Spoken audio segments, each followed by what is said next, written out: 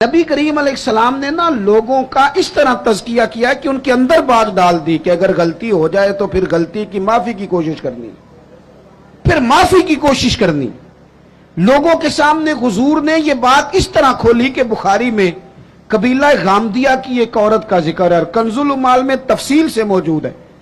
وہ خاتون خود آئی، کوئی پکڑ کے نہیں لایا، خود آئی، گرفتار نہیں کیا، لوگوں نے منوایا نہیں، پولیس نے پکڑ کے منوایا نہیں، غلطی ہو گئی لیکن مسلمان تھی نا، تو بار بار اندر سے طبیعت بے چین ہوتی ہے کہ کیوں غلطی ہو گئی۔ آ کے عرض کی حضور میں بھول گئی تھی، غلطی کر بیٹھی ہوں۔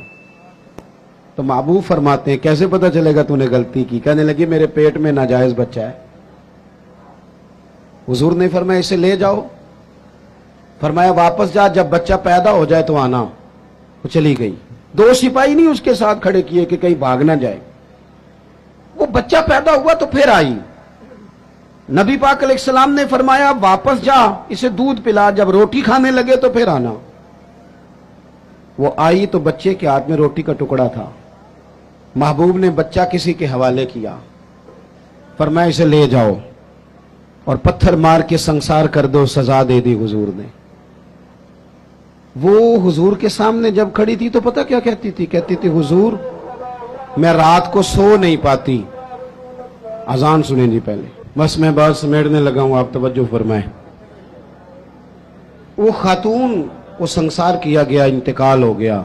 اب لطف کی بات پتہ کیا ہے؟ اس کا جنازہ بھی میرے نبی کریم نے پڑھایا۔ کسی شخص نے کوئی جملہ کہہ دیا، کہا کہ یہ کیا بات ہوئی کہ اتنی اس شخص نے غلطی کی، کوئی ایک بات کہہ دی، تو پتہ ہے حضور نے کیا فرمایا؟ نبی کریم علیہ السلام فرمانے لگے اس نے تو ایسی توبہ کی ہے، ایسی توبہ کی ہے، ایسی توبہ کی ہے کہ اگر اپنی ساری امت میں بانٹ دوں تو اللہ سب کی بخشش فرما دے۔ یہ جو احساس ہے نا طبیعت میں، احساس پیدا کریں۔ اگر کبھی بھول جائیں، کبھی کسی شخص کے بارے میں دل میں بات آ جائے تو پھر آپ اپنے لیے اس کو کلیئر کریں، صاف کریں، معافی مانگ لیں۔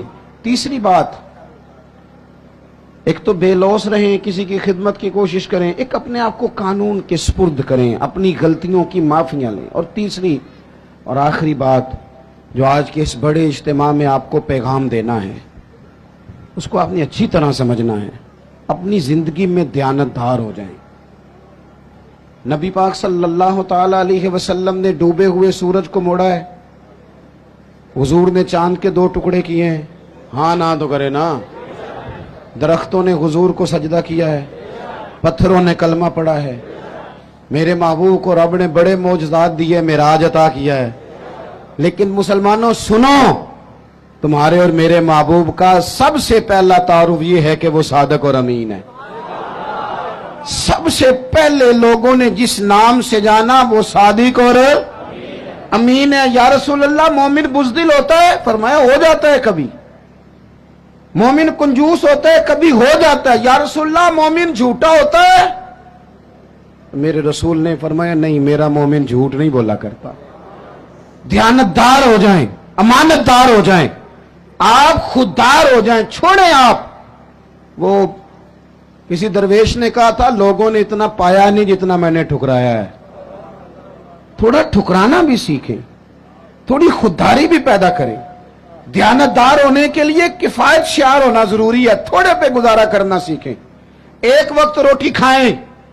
ہم دیہاتی لوگ ہیں، ہمارے بڑے بوڑھوں نے ہمیں سبق پڑھایا ہے کہ گندم سے بڑھولا بھر لو اور مرتبان سے اچار بھر لو، پھر تمہیں کسی جگہ جانے کی ضرورت ہے بالکل نہیں، قطعاً نہیں۔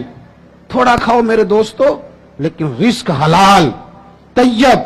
اگر امانت دار نہیں رہو گے پھر بھکاری بھی بنو گے، پھر ملاوٹیں بھی کرو گے، پھر تو اس طرح کے برے حالات ہوتے ہیں کہ لوگ جانوں سے کھیلتے ہیں، دوائیوں میں بھی ملاوٹیں کرتے ہیں۔ امانت داری حضور کی سب سے پہلی تعریف لوگوں نے کی۔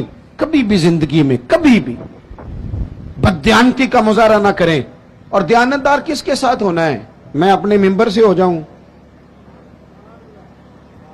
اور کونسلر اپنی کرسی سے ہو جائے، ڈاکٹر اپنے آپ سے ہو جائے، طالب علم اپنے علم سے ہو جائے، استاد اپنی ڈیوٹی سے ہو جائے، استاد کا احترام بڑا ضروری ہے، پر استاد کو اجازت نہیں کہ کلاسیں کھیل رہی ہوں اور استاد سموسے منگا کے کھا رہے ہوں.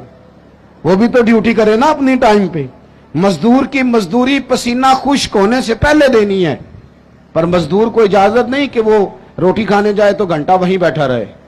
وہ 10 منٹ کونے میں بیٹھ کے چائے پینے جائے اور 20 منٹ وہ سگریٹ بھی پیتا رہے.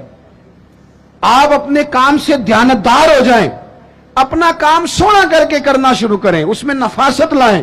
مجھے بتائیں، اگر کپڑا بنانے والا صحیح بنائے، باقی کے کام نہ دیکھے اپنا دیکھے، بنانے والا صحیح بنائے اور سینے والا وہ صرف بیٹے بیٹھ جاؤ، او پتر بیٹھ جاؤ نیچے بیٹھو، سینے والا صحیح سیے، بنانے والا صحیح بنائے تو ساری دنیا کو صحیح کپڑے ملنے لگ جائیں گے نا. اگر دوائی بنانے والا وہ کوئی اور کام نہ کرے، دوائی صحیح بنائے تو یہ کام سارا مسئلہ لوگوں کا حل ہوگا کہ نہیں ہوگا؟ ہم نہ دوسروں کے کاموں پہ نظر رکھتے ہیں، فلانا ٹھیک نہیں چل رہا، اسے چھوڑیں. آپ ٹھیک چل رہے ہیں، چھوڑیں اسے. آپ ٹھیک ہیں، آپ صحیح چل رہے ہیں، آپ کے معاملات بہتر ہیں. میں آپ کو ذاتی طور پہ بتاتا ہوں، میرے قریب والے دوست جانتے ہیں، کبھی زندگی میں کوئی کام خراب ہو جائے، کوئی پلان کیا تھا اس میں کوئی کمزوری رہ جائے تو میں کہتا ہوں پہلے مجھے اپنی غلطیاں ڈھونڈ لینے دو.